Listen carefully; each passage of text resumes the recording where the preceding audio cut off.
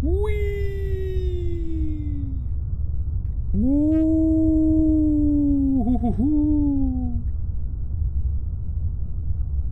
Space, the final.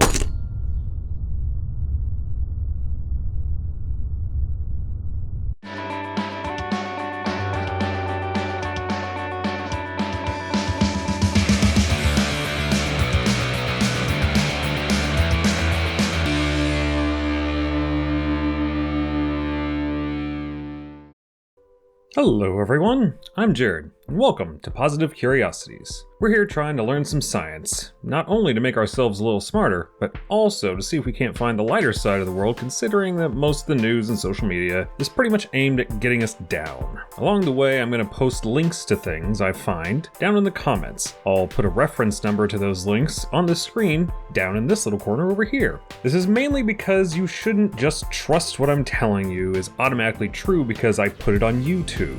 I'm honestly just a semi-crazy person who needed a creative outlet, so think for yourself. Anywho, to start us off on our little journey today, we're going to take a closer look into the growing problem of space debris and see if we can't polish the proverbial turd that is space junk. So here we go!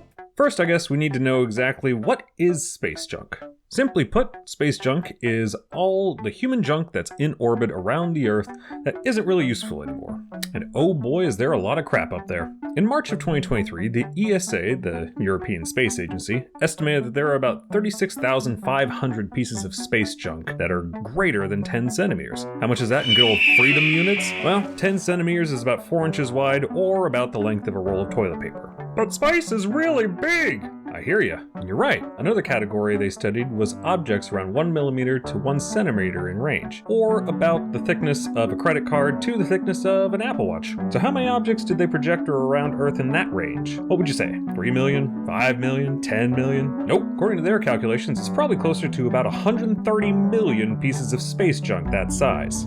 Oh, okay, sure. Now those are some sizable numbers finally, but something that small can't really do any damage, right? I mean, if something the thickness of a credit card hit me in the neck, it would probably feel like a fly trying to go all Will Smith on me, right? Well, there's a little equation that you might remember from physics class that comes out of Newton's second law of motion, which is the rather painless formula of F equals ma, or force equals mass times acceleration. Put simply, a force is basically the strength of a physical action on something. So, if a small kid, small m, with a slow punch, low a, smacked you, it's a small force. On the other hand, if a boulder, large M, came plowing down a hill, high A, and hit you, well, that would be a large force, one that would probably end you as a human being. These may be rather small pieces of debris sometimes, but to get something in orbit, you have to get that piece of junk moving at about 6 miles per second. Not per hour, per second. That's about 22,000 miles per hour. That's a piece of junk with a purpose.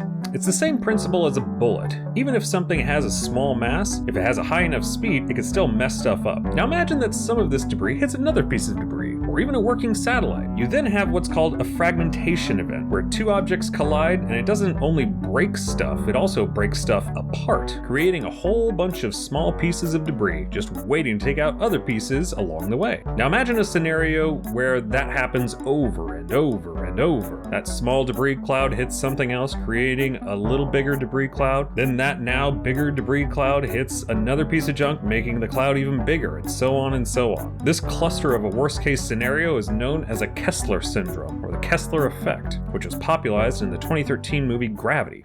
So what can be said about this that's positive at all? What can be done to prevent all this craziness? Well, for starters, governments and corporations are starting to finally take that threat seriously. For example, last year, the FCC adopted a new rule of deorbiting satellites after 5 years of them being finished with their mission. Bear in mind that the previous guideline had been 25 years. Basically, they're now saying, if it doesn't work, get it out of there. In addition to being slammed back into Earth to burn up, satellites that have reached their end of life can be controlled into what's called a graveyard orbit, which is basically just a higher altitude, so it's away from all the active satellites, just in case a couple of them decide to get a little crazy with one another. One studied solution for removing space junk is a remotely controlled vehicle to meet up with, snatch up, and return the junk to a central station. A private company working with this tech is called Astroscale, #nonspawn. They are one of the private companies that is attempting to jump into the space debris removal arena. They are currently demonstrating their capabilities with the End-of-Life Services by Astroscale Demonstration Spacecraft, or ELSA-D. Another cool proposal for clearing space junk could be what's called a laser laser brew,